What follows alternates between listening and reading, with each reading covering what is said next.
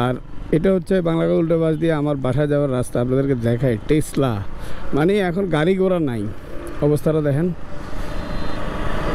মানে এখন মাঝে মাঝে আমার কাছে এই যে প্যাডেলওয়ালা রিক্সাটা দেখতেছেন না, প্যাডেল রিক্সাটা দেখলে আমার খুব মায়া লাগে, মন চায় ওরে দাঁড়ায় একটা চুমা দিই, দাঁড়া করে ভাইয়া আয়, বুকে আয়, তুই রিয়েল।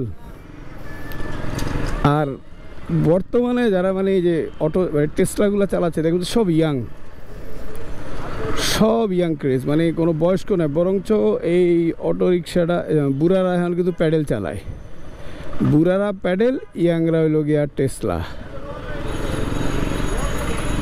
তবে দেশের যে উন্নতি হচ্ছে সেটা বোঝা যাচ্ছে, এই যে আগের এই গাড়িতে লাইন, বিশাল লাইন হইতো, এখন লাইনটা দিন দিন ছোট হচ্ছে, দেখে ভালো লাগতেছে যে না, দেশ আমাদের ডেভেলপ করছে, ইউনূস সাহেব আমাদের জন্য কিছু একটা করে দিয়ে যাবে ইনশাল্লাহ।